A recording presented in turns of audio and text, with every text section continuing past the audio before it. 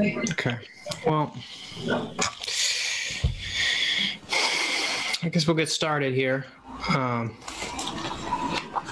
So right now we're still got Ron and Jim absent. That is what it is. Also, I didn't see the minutes for the last meeting come through. I don't know if I just missed them. No, so Andy did the minutes, but the timing was I already had half the packets out that were already mailed out when I got them, so I just held them, and we'll just approve them next meeting with this meeting. Okay. Yeah, in other words, I screwed up. Let's just be clear. No. It was literally like 1 hour. Hour I was the only one got the packet. All right. Well, no big deal. Okay. Well, let's go ahead. Oh, hold on. Actually, let me pull up that thing I have to read. Okay. Welcome to the May 19th, 2021 meeting of the Parks and Recreation Commission pursuant to Governor Baker's March 12th, 2020 order suspending certain provisions of the open meeting law and the Governor's March 15th, 2020 order imposing strict limitations on the number of people that may gather in one place. This meeting of the Parks and Recreation Commission is being conducted via remote participation. No in-person attendance of members of the public will be permitted, but every effort will be made to ensure that the public can adequately access the proceedings as provided for in the order. A reminder that persons who would like to listen to or view this meeting while in progress may do so by accessing the Zoom link in the agenda. We will post a record of this meeting on the Easthampton Media website as soon as we are able. Thank you very much. All right. So no one is here for public speak. So we can go right into 2021 fall events and rentals. Okay. So with the latest announcement by the governor in the state, in 12 days we went from 25% capacity to 100% opening, and with that, floodgates opened again. Events and rentals, bigger events and stuff for the fall. We had a meeting last week with the Mill Pond live group that does the big festivals in the fall. It was a very good meeting. They have a lot of protocols in place based on attendance and how much we're going to limit attendance for any type of fall events. They're ready to go.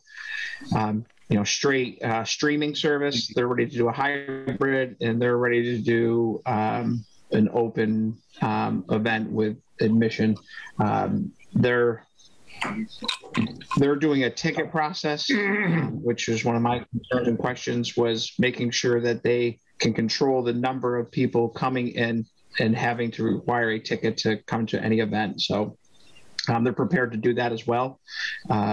So I am comfortable moving forward on that aspect. In the meantime, I have a meeting scheduled for June 8th with the building inspector, fire department, police department, Board of Health, mayor, and myself. And one of the things we haven't done, because I don't think we envisioned how big Millside events would get, is actually look at a capacity limit for that area.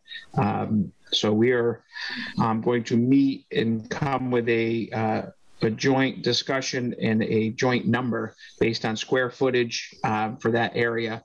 So when bigger events, not only this event, but the fireworks show and things, that there's only a certain amount of people allowed in that area. And I know there's going to be, people up at the breweries behind there, at the Legion, things like that. But as far as selling tickets to the event in that area, there'll be a number associated with it for all the right reasons, safety, emergency response, things like that, to make sure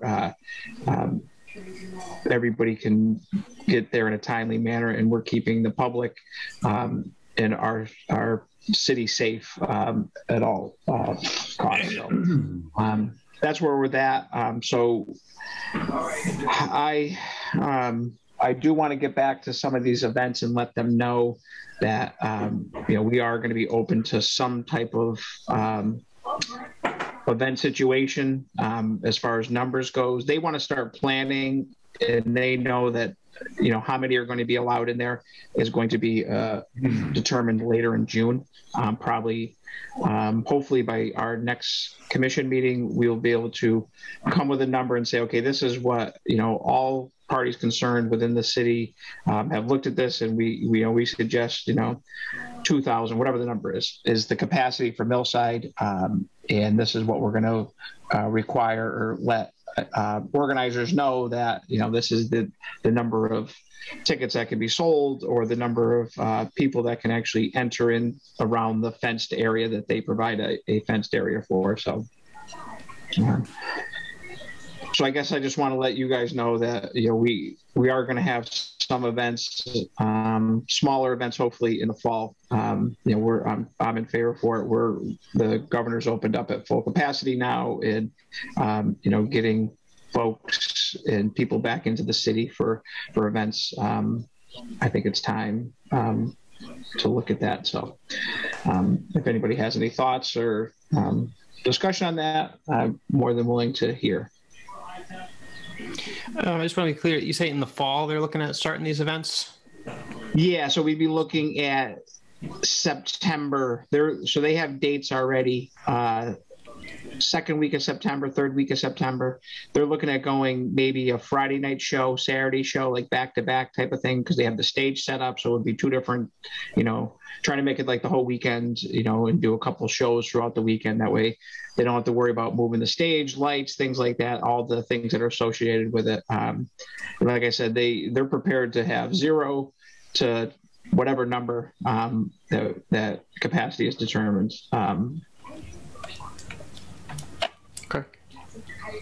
I think it sounds great, John.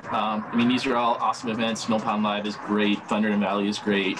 I've been to these events a couple of times, and they're super well attended. And there's been a couple of times I've been like, wow, maybe there's a little, there's never been any problems, but maybe there's too many people here just in case, in the event that something does go sideways. So I appreciate you and everyone else looking out for safety and being proactive at this time to say, okay, here's what the number is, and it is what it is. So I think it's great. Thank you. Yeah. Cool. All right. So if there's nothing else with that. Can I interject? Jubilation is coming up in December too, just a heads up. Okay, thank you. That's public speak, though, Lainey. You missed public speak. I missed it. I didn't know you were going to be bringing that up. So let's move on to programming and Camp Nonotuck. What's going on with Camp Nonotuck? So we opened up online reservations. I set up, it was quite labor intensive for this first year to set up online registrations for camp, but it was a huge success. I found myself, up late at night looking at how many people were registering. We opened up at 9 o'clock in the morning for camp registrations. At 8 o'clock that night, 72% of the slots were filled already. It just shows you, how much people love Camp Nonotuck, how much they love coming, and how much parents need an outlet for children this summer. We are completely sold out. We have a waiting list. We're not looking to expand off our original numbers because we still have an eye on safety and the number of staff that actually applied in returning. I'm a little worried that I just want to make sure we staff it to, we've always staffed it to well beyond state minimums. and I want to make sure we continue to staff that way. So at this point, we're holding our numbers as they are, maybe, but not at this point. But I have interviews next week. Our camp director is hired, Andrew Lawrence, who's a teacher at the high school. He's been involved with Camp Nantucket for years. It's great to have him aboard. Knows the program. Like I said, he's a teacher at the high school, coaches baseball. You know, he understands the kids, and so we're excited to have him. But with all he has, I'm conducting the interviews for the first time for Camp Nantucket in a long, long time. But he will assist, and I've given him the list, and ultimately, it's his call on hiring. But I think getting the feedback I've gotten already, we have a lot of good young adults that are interested in working at camp. Look forward to meeting those kids next week in interviews, Zoom interviews that we have scheduled for next Wednesday. So why have that piece? I am in a major push for lifeguards. We have one lifeguard applicant so far. I reached out to the instructor who does most of the lifeguard training for this area. He works out of the Northampton Park and Rec. Anyone who took his course and received their lifeguard certification, he's sending them directly our link for our job posting. So anybody who has passed the lifeguard is getting our job posting directly to them, and hopefully we see something with that. But we're on social media with it. We're pretty much everywhere you could possibly be, trying to look for lifeguards, and hopefully we got 6 weeks, 5.5 weeks here to really put a push on, and we'll continue. Emily up at personnel, her staff are working hard as well. They know the dire need we are for lifeguards, so they're working hard and reaching out to all different outlets to see what we can drum up. John, how many do you need? This year, 6 would be great. That way they can get some days off in between. We normally have up to 8. I'm still anticipating having a smaller capacity limit for the pool this year. I haven't seen, the state has not released our summer. They released a bunch of other stuff that people have seen, youth sports and stuff, but they have not released anything regarding camps and updated anything on public pools. And that's not coming for 2 more weeks. So I will get a better understanding in a couple of weeks if we need more. I would always hire more because vacation, things like that. But we need at least 6 to get up and going and staff properly. And if we get less than that, then we're going to be looking at reducing hours of the pool operation. Maybe shorter hours during the week and having longer hours on the weekends when everybody could work. So we'll adjust how staffing warrants hours. So we'll see where we're at with that. But we are making a hard push for it. So if you know of anybody, we have jobs available. All right. All right. So I guess let's move on then to the fiscal year 2021-2022 budget. So we're getting close to the end on 21. We've had some major repairs that have needed to be done. GMH Fence is coming out to do repairing the basketball fence, and they're cutting a gate in at the tennis courts. Getting fencing done is not cheap. We have work being done at the pool area. Over the last year, the utility pole that is directly next to the pool, and the pool house has snapped twice. It snapped, wires were down, it was bad. Our equipment is set for the pool, is set on that pole, and that pole needs to be removed, and it's our responsibility to have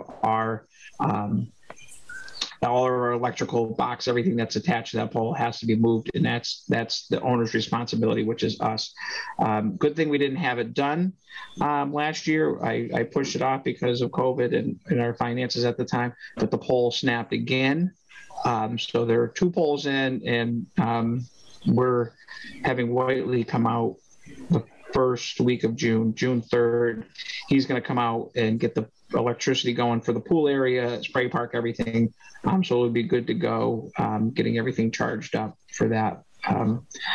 So that's another decent sized number. So we're going to expend our full budget, no doubt, from 21. As far as 22 goes, had our finance committee meeting last Wednesday. As we submitted, as was approved by the mayor, is through the finance subcommittee as well. They liked what we presented, so we were in good shape on that end, which is good news that there's no slicing. I believe the next meeting is the 26th, or the following, June 2nd, where the full city council meets for full approval. But I think we're in good shape on that. All right. Hard to deny that one.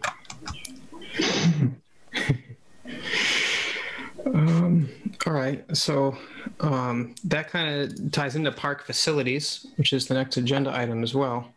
Yeah. So the guys have been out. I should say the guys and Sam have been out. So we're, doing the mower thing. Now we're on to the flowering aspects. That's one of the things that, George and I brought back 5-6 years ago, was making sure flower beds were planted with flowers. The mulch came Monday. So just those little touches throughout the park that make it special, of when you see a nice flower area with the mulch. And so they've been working hard on that. So and it's showing it really looks nice in those areas. So I'm happy to see that. I have a meeting tomorrow with the high school regarding outdoor graduation on Daly Field.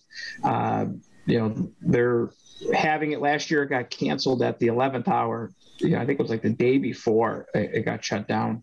I think there's no problem this year. So they're going to be out on Daly Field. We're just going to go over the particulars. What if we need trash cans, whatever they need to assist in making that a special night for those seniors who've gone through a lot those last 14, 15 months of their education. So we'll see what they need for support, but that meeting's tomorrow. And then I just received an email today regarding a potential 8th grade graduation in the park, and I'm meeting with them tomorrow to discuss what type of things they need, and to see if the high school got to us early, so I was able to reserve and keep people off Daly Field so they could set up and do their thing.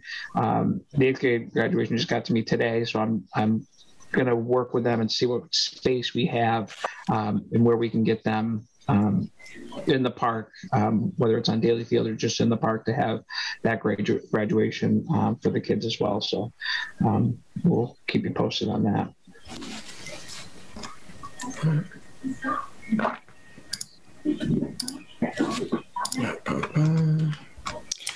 Okay, great. Is there any update on the park's COVID-19 response?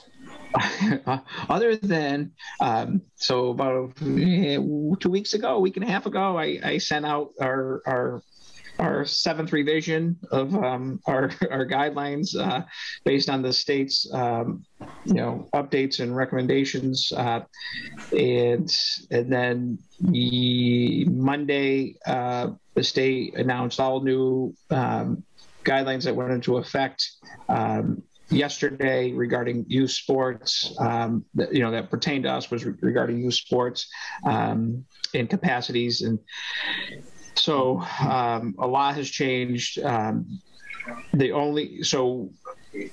The city and the Board of Health are going with whatever the state recommends. So there's no more Board of Health orders in our city. It's what the state recommends is how we're responding.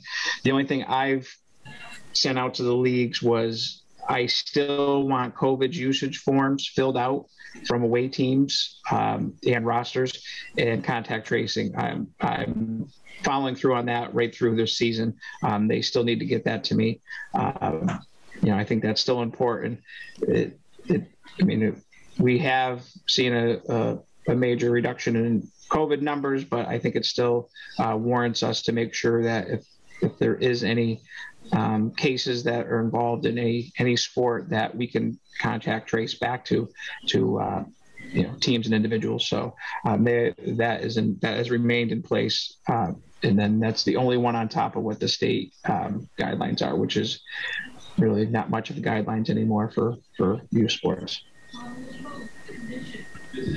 So, John, real quick, just as a procedural thing, I know at our last meeting, the commission made a motion to recommend keeping the park at limited capacity through the summer. Would you like us to amend that, an update to that based on that information, or can we just leave as is? So we're still, I'm looking at expanding on that. Truthfully, we're looking to, I sent numbers to Sam today to look at this is another opportunity. We advertise some numbers, say like Pavilion 3, for instance, that can hold a certain number. We say up to 300, but we don't have seating for 300. So we're looking at putting the tables back in there and actually doing a proper determination. Tables get moved, as you would know. They get moved. Next thing you know, they're over at Pavilion 4, Pavilion 2. They set up out in the outfield to watch a game. They get moved a lot. So resetting and then coming with numbers. I think 75% would be a good number at this point, and then we can revisit in June again and maybe look at the 100% capacity. But yeah, that's a good thought. I think moving our target number from 50% capacity to 75, I think is a good move for events. And then in the meantime, that'll give us time to actually get those tables back in that I had removed and look at, okay, these are the numbers we'll judge moving forward, because 75% of PAV 3, might be a realistic number of what is allowed there of 200. So, yeah, that would be good if you guys would do that. Do you think so? Would it make more sense for us then to wait until the June meeting, just until you have more information? Yeah, let's do that, because I don't think I don't think we have too many pavilions. I don't think it's a big rush on this. No one's reached back out to us regarding pavilions and said, now we want to have 300 people come to this event. They were able to pick what pavilion that worked for them based on this current size of their event. Anyways, most of it was kind of smaller events that people were having so far. So yeah, that's a good idea. And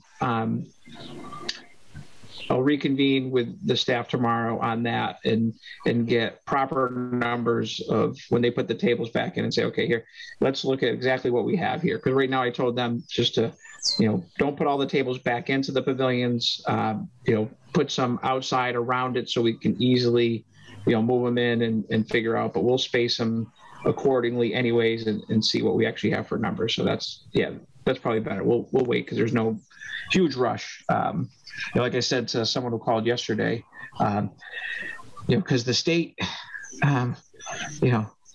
went from 25 to 100, 12 hours later, the Park and Rec cannot be reactive to, we've spent months and months setting up the summer season based on what we were told would be, what we could anticipate happening for guidelines. And then it got yanked out from us quick. So, we need time to digest and move forward. And so I think that's a good plan for next meeting to kind of review all that we have in place regarding everything. Sounds good.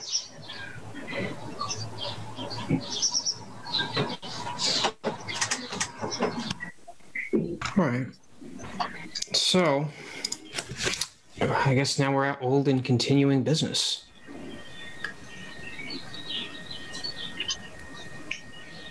Which is not a lot of. If Jim were here, we could talk about the cemetery plots. But sorry, Andy, you're on mute. I said we'd rather not. Yeah. All right. Okay. Is there anything else going on at the park, John? No, we're just cranking along. It's, one of the things that I'll know not for another couple of weeks, but I'm assuming probably, well, I shouldn't. I'm hoping that in July we'll be able to reconvene in person in the park at like Pav 1, like we used to in the summertime, and have a nice outdoor meeting, maybe a burger, and get together and see everybody. And everybody's smiling faces in person would be a welcome sight, that's for sure. So I am curious, I know you've been doing contact tracing and such. Are there any, or have there been any notable outbreaks that occurred in any of our parks at any events?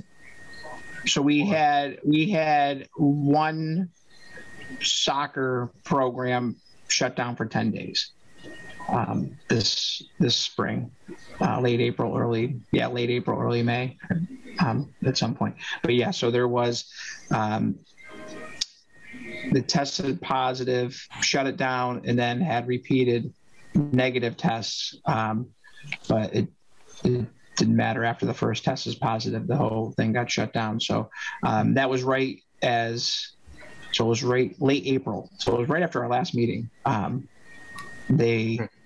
The state readjusted their numbers because I had 14 as our number. The CDC and the state had 10. So, and the Board of Health agreed with the 10. So we went to 10 day, but they had to shut down at 10 days for that program. Mm-hmm. That's been the only one. But they contacted the Board of Health. They contacted. So there was a positive result of a person who was there, but was there a case of actual transmission between people? No, no one else tested positive on the team. All right, good.